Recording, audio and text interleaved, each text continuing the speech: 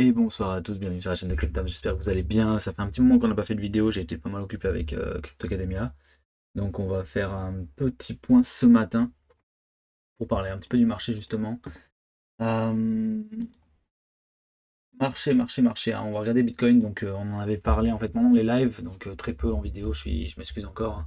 Essayer de reprendre un rythme, ça va dépendre un peu de pas mal de choses, mais quand j'ai pas le temps de faire le live le lundi, ben voilà, je me permets de faire une petite vidéo pour compenser notamment les users réguliers dont vous faites partie. Donc on en avait parlé il y a 2 semaines. Donc là on est clairement dans un range entre une borne rouge et une borne verte ici. Donc c'est une zone bien entendu. Là je mets un trait pour simplifier, mais on peut parler de zone. Et ici tout simplement on a eu un espèce de dump qui est venu chercher les liquidités ici et là. Ok, au niveau des 59 000 dollars. Donc on est même allé chercher plus bas à 56 500. Donc voilà, il y avait des liquidations jusqu'à 56, mais on allait jusque là. Et donc derrière, qu'est-ce qu'on fait? Ben, on fait cette liquidation, puis on réintègre un range. Donc en général, lorsqu'on fait ça, ben, papa, on part de l'autre côté. C'était notre prédiction, on va parler de prédiction parce on n'a pas de boule de cristal, donc on avait un sentiment qui était quand même bearish à ce niveau-là. Donc suivant le sentiment du marché, en disant qu'on n'allait pas dump non plus sur des gens qui étaient déjà bearish, globalement, on avait un sentiment plutôt de bear market ici.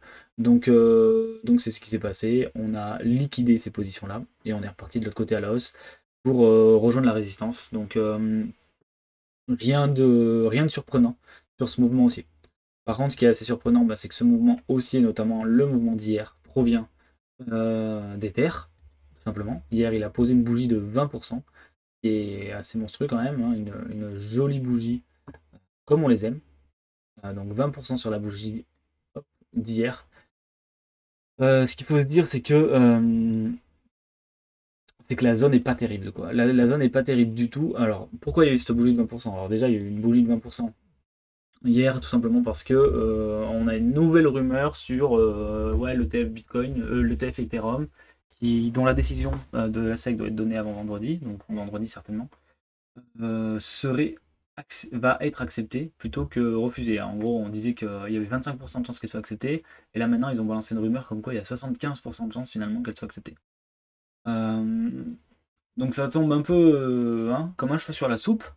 Bon, ça a aidé à casser cette résistance et boum, on a traversé. Par contre, on se retrouve dans une position pas terrible puisqu'on se retrouve non seulement dans la zone rouge ici, qui est la zone de vente long terme des terres, mais en plus dans la zone rouge ici. Donc on pourra en tracer une autre, hein. Pour ceux qui ont suivi un petit peu les cours sur Fibonacci sur le site, on arrive ici dans la zone de rechargement des shorts, d'accord? Donc la zone vendeuse, qui est entre les bornes sur le retracement du haut vers le bas de Fibonacci de 0,618 à 0,786. Donc bim, on retourne dedans. Donc on a un double combo à cet endroit-là. On n'a peut-être pas liquidé ce point-là, il faut que je regarde sur le perpetual. Sur le perpetual, non, on n'a pas liquidé. Donc potentiellement, on va faire un dernier bump quand même pour aller liquider ces gens-là, ok, au niveau des 37 036 là. Je vais vous mettre le point tout de suite pour qu'on ait l'exactitude. En bearish, donc on va mettre rouge. À 37 000, 3000, pardon, 735, 31. Donc vraiment, on a un sentiment bearish qui s'est installé ici. Enfin, on a un sentiment bearish, non, on a un sentiment bullish, pardon, qui s'est installé ici, alors qu'on est dans une position vendeuse, hein, je le rappelle, position vendeuse, donc une zone qui est censée être vendue. Euh, Dans ce cas-là, pour l'instant, elle ne l'est pas trop. En plus, si on combine ça avec l'order flow, ben, globalement, on a un order flow qui est repassé, ça y est, un sentiment qui est repassé bullish sur l'écosystème. Donc, pour rappel, en bas, ce sont les spreads. Les spreads, c'est la différence entre le prix que vous voyez en haut là, donc le prix en futur sur Binance, en perpétuel, donc en levier, et le prix spot, donc le prix d'achat-vente traditionnel, sans emprunt d'actif. Et ce sentiment, du coup, cette différence-là permet de savoir le sentiment sur le marché. Et globalement, le sentiment était ultra bearish ici, hein. On n'avait pas eu de spread négatif comme ça depuis avant chaque pump, quoi, globalement. Et là, on a un nouveau pump et bam, le sentiment repasse tout de suite bullish. Alors, est-ce qu'on va faire une espèce de target comme ça, avec une repoussée vraiment folle? Mais là, on est déjà grand au niveau des spreads. Donc, ça laisse à désirer au niveau de ce sentiment. J'aurais préféré avoir un pump euh, plutôt doux, qui aurait permis d'avoir un sentiment toujours bearish sur la résistance et qui aurait permis de l'éclater. Et là, ça m'inquiète un petit peu de voir cette condition de marché. Surtout que si on met ça avec des altcoins qui, eux, ont des positions qui sont ouvertes de plus de 50%, donc on avait 10 milliards de positions ouvertes, un peu plus, et on a plus de 15 milliards de positions, donc on a vraiment un sentiment de FOMO. Pourquoi de FOMO? Parce que on a les fundings qui repassent en positif, donc l'augmentation du nombre de positions qui s'ouvrent, avec une combinaison du funding qui commence à exploser, ça veut dire que sur cette poussée-là, notamment la dernière, on a beaucoup de longues qui s'ouvrent. La bonne nouvelle, c'est que bien sûr, c'est accentué par des liquidations de vendeurs, parce que les vendeurs sont fait liquider, donc forcément la balance des acheteurs augmente, hein, d'accord? Donc le funding passe en positif.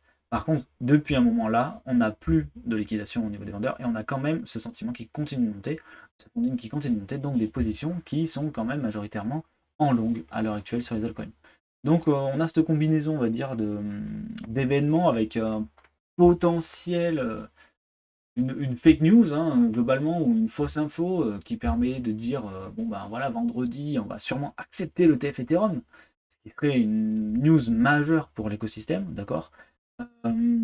Mais elle tombe un peu genre en mode 4 jours avant, alors que tout le monde s'attend, bon la masse a rarement raison, mais tout le monde s'attend à ce qu'il soit refusé, pour différentes contraintes que la SEC va nous exposer et qui va permettre plus tard d'être accepté, puisque ils vont refuser, mais en fait, voilà, tout ce qui est BlackRock, etc., ils vont faire des solutions qui vont permettre d'être acceptés plus tard. Donc en fait, on décalerait juste l'échéance hein, en soi.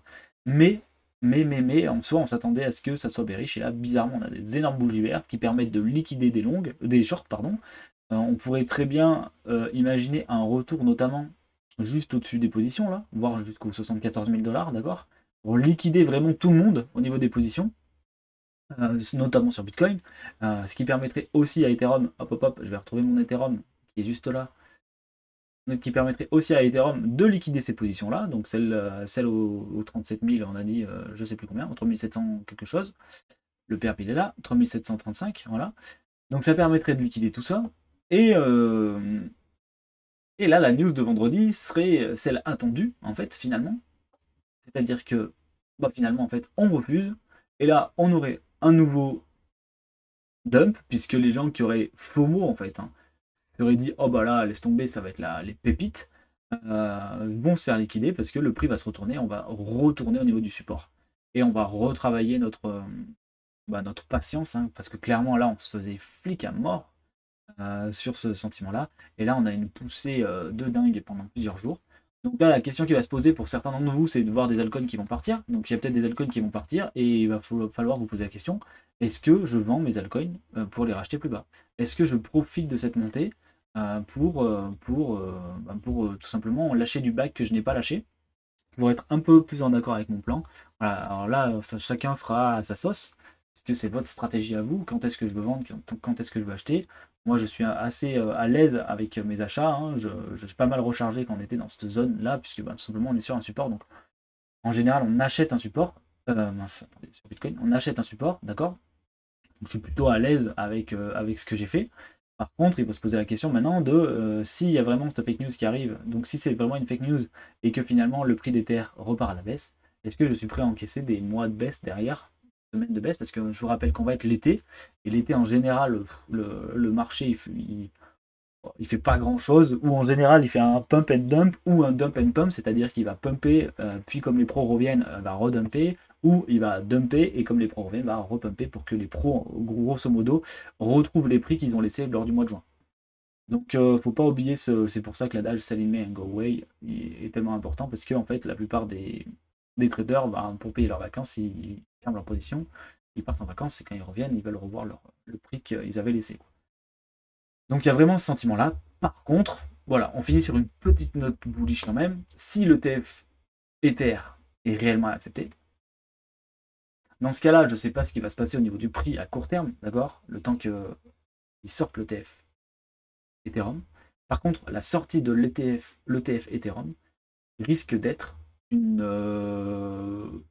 voilà, une news monstrueuse, et surtout un moment monstrueux, parce que des liquidités comme celle qu'il y a eu sur Bitcoin, qui ont permis le prix de passer de 40 000 à 70 000 $, d'accord, vont arriver sur Ether. Ether qui est un actif quand même qui est moins valorisé que Bitcoin, donc une quantité d'argent équivalente ferait une poussée encore plus monstrueuse sur Ether. Donc pourquoi on parle d'un potentiel x2, voire x2,5 sur Ether.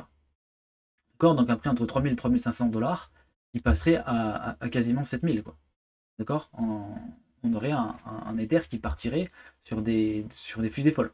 À condition, bien sûr, qu'il y ait vraiment la même quantité d'argent qui arrive sur Ether comme il est arrivé sur Bitcoin. Ça ne sera peut-être pas le cas. Mais bon, vous estimez un nouvel ATH sur Ether suivi d'une news comme ça serait possible parce que les liquidités seraient tellement grosses que là, on aurait potentiellement notre début de bull run dans ce cas.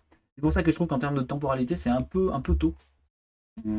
Avoir un décalage à ce niveau-là, ça serait certainement pertinent. Disons qu'il y a un refus et que dans quelques mois pour lancer le bull run de 2025, donc déjà un bull run, mais le vrai bull run avec des gros pumps tous les jours, potentiellement décaler tout ça, quoi.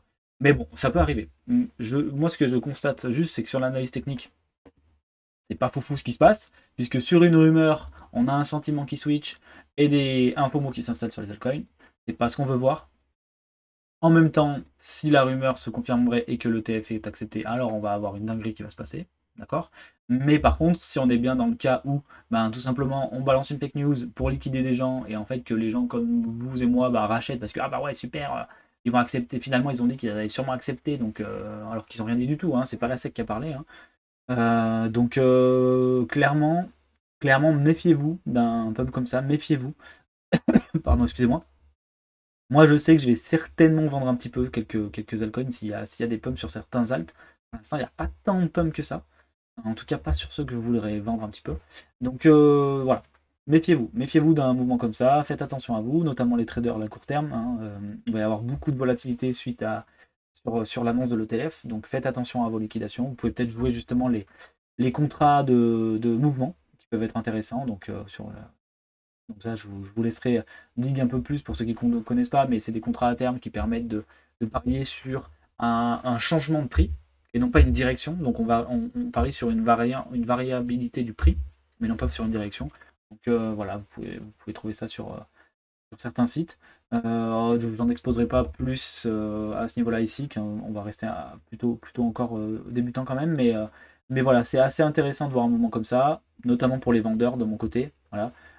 Par contre, si la news est vraie et que l'ETF est accepté, alors oui, on va avoir des dingueries sur Ether dans les prochains jours, mois, semaines, pardon, le temps que l'ETF soit mis en place et que les liquidités rentrent sur le marché d'Ethereum.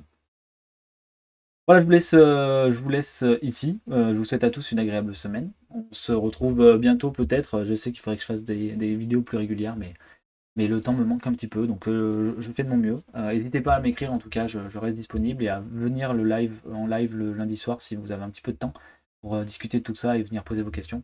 En attendant, je vous souhaite une agréable semaine et à bientôt. Ciao, bye.